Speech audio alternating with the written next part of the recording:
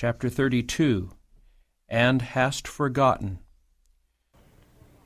It is a terrible and solemn truth that many who have been zealous in proclaiming the third angel's message are now becoming listless and indifferent. The line of demarcation between worldlings and many professed Christians is almost indistinguishable.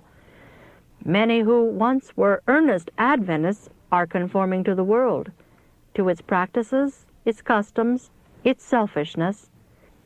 Instead of leading the world to render obedience to God's law, the Church is uniting more and more closely with the world in transgression. Daily the Church is becoming converted to the world. How many professing Christians are slaves of mammon? Their indulgence of appetite, their extravagant expenditure of money for selfish gratification greatly dishonors God.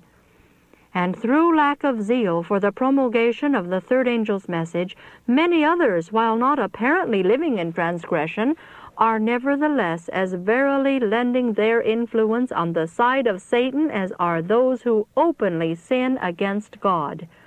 Multitudes are perishing, but how few are burdened for these souls!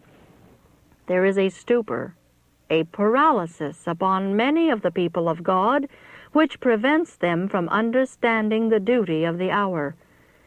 When the Israelites entered Canaan, they did not fulfill God's purpose by taking possession of the whole land.